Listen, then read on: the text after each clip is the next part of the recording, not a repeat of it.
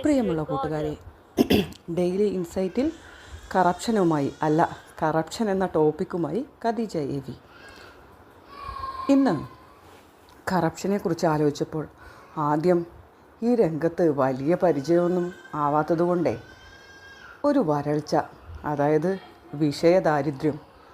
അപ്പോൾ ഞാൻ ആലോചിച്ചു, കറപ്ഷനിൽ മുങ്ങിക്കുളിച്ച് നിൽക്കുന്ന നമ്മുടെ സമൂഹത്തിൽ കറപ്ഷനെക്കുറിച്ച്, അതായത് അഴിമതിയെക്കുറിച്ച് പറയാതിരുന്നാൽ അത് ഒരു അഹമ്മതിയായി പോവില്ലേ എന്ന് കരുതി ഒന്നുകൂടെ ആ വിഷയത്തിൽ വിശകലനം നടത്തി. അപ്പോഴാണ് മനസ്സിലായത്, എനിക്കൊരു പാട്ട് ഓർമ്മ വന്നത്. എവിടെ തിരിഞ്ഞൊന്നു നോക്കിയാലും അവിടെല്ലാം മുഴുത്ത അഴിമതി മാത്രം. പാട്ട് കവി വളരെ മനോഹരമായി പാടിയെങ്കിൽ എനിക്കിപ്പോൾ അങ്ങനെയാണ് പാടാൻ തോന്നിയത്. അങ്ങനെ ഞാൻ ആലോചിച്ചു, എവിടെ വെച്ചാണ് നമ്മൾ അഴിമതി തുടങ്ങുന്നത്? എല്ലാ രംഗങ്ങളിലും അഴിമതി തന്നെയല്ലേ എന്ന് വെച്ച് എല്ലാവരും അഴിമതി ഉള്ളവരാണെന്ന് പറഞ്ഞു കഴിഞ്ഞാൽ ശരിയാവുമോ? അത് ശരിയാവില്ല.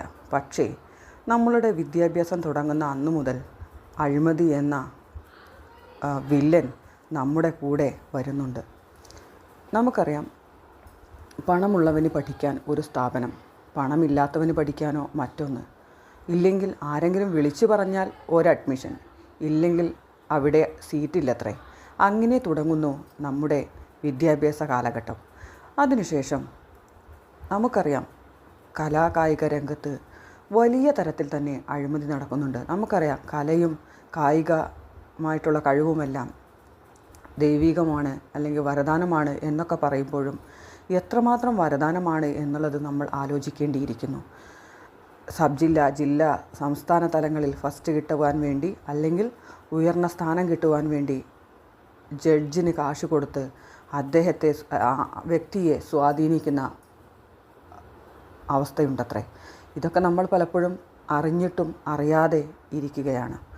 അതിനുശേഷം നമ്മൾ ഉയർന്ന വിദ്യാഭ്യാസ രംഗത്തേക്ക് പോകുമ്പോൾ മത്സര പരീക്ഷകളിൽ അന്തരീക്ഷത്തിലൂടെ നമ്മുടെ ചെവിയിലെത്തുന്ന ചോദ്യോത്തരങ്ങൾ എന്ത് രസമായിരിക്കുമല്ലേ! അന്തരീക്ഷത്തിലൂടെ അങ്ങനെ ആൻസർ വരുന്നു, അത് പേപ്പറിലേക്ക് പകർത്തപ്പെടുന്നു.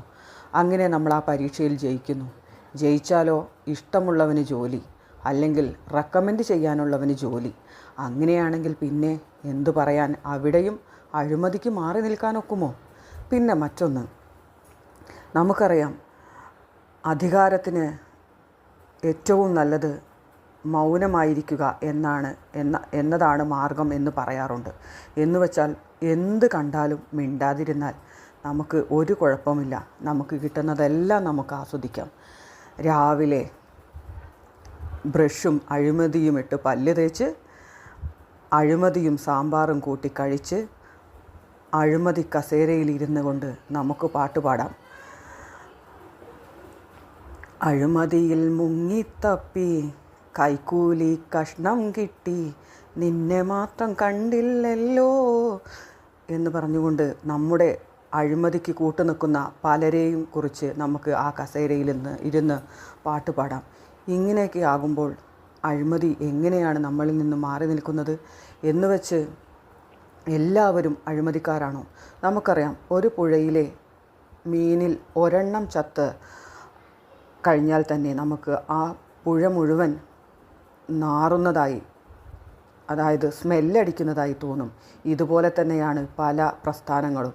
എല്ലാവരും അഴിമതിക്കാരല്ല, എങ്കിലും പലരും അതാണ്. പിന്നെ നമ്മുടെ പേര് അഴിമതിയിലെ പല പല ഓമന പേരുകളുണ്ട്. ഇതൊക്കെ പറഞ്ഞു കഴിഞ്ഞാൽ ചിലപ്പോൾ എനിക്ക് തല്ല് കിട്ടും. അതുകൊണ്ട് ഞാനതൊന്നും പറയാൻ ആഗ്രഹിക്കുന്നില്ല. എന്നാൽ ഈ അഴിമതി പലപ്പോഴും പിടിക്കപ്പെടാത്തത് എന്തുകൊണ്ടാണ്? എത്ര തെറ്റുകൾ ചെയ്താലും നമുക്ക് അതിനനുസരിച്ച ശിക്ഷ ഇവിടെ ലഭ്യമല്ല എന്നുള്ളത് തന്നെയാണ് നമുക്കറിയാവുന്നത്.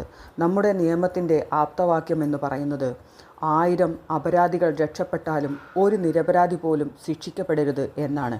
എന്നാൽ അപരാധികൾ എത്ര കാലമാണ് രക്ഷിക്കപ്പെട്ട് നടക്കുന്നത്? നമുക്കറിയാം, ഒരു കേസിൽ ഒരാളെ പിടിച്ചു കഴിഞ്ഞാൽ അദ്ദേഹത്തെ റിമാൻഡിലാക്കുന്നു. അതിനുശേഷം വകുപ്പ് തല അന്വേഷണങ്ങൾ നടക്കേണ്ടതുണ്ട്. എന്നാൽ വകുപ്പ് തല അന്വേഷണങ്ങൾക്ക് സമയം വൈകുന്തോറും ഈ തെറ്റ് ചെയ്ത ആളിന് തൻ്റേതായ സ്ഥാനങ്ങളിൽ തുടരാനായിട്ട് കഴിയും. അങ്ങനെയാകുമ്പോൾ അദ്ദേഹത്തിന് വീണ്ടും വീണ്ടും അഴിമതി ചെയ്യാനുള്ള ഒരു ത്വര മനസ്സിൽ തോന്നി തുടങ്ങും. ഇനി രണ്ടാമത്തെ കാര്യം, എന്താണ് അഴിമതിക്ക് മറ്റൊരു കാരണം?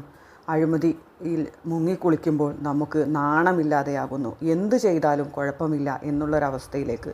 കാരണം ഒരു ഞാൻ മാത്രമല്ലല്ലോ, അല്ലെങ്കിൽ ഒരു ഇന്നയാൾ അയാൾ മാത്രമല്ല, ഏകദേശം ഒരുപാട് പേര് ഇതിൽ അറിഞ്ഞോ അറിയാതെയോ പങ്കെടുത്തുകൊണ്ടിരിക്കുകയാണ്.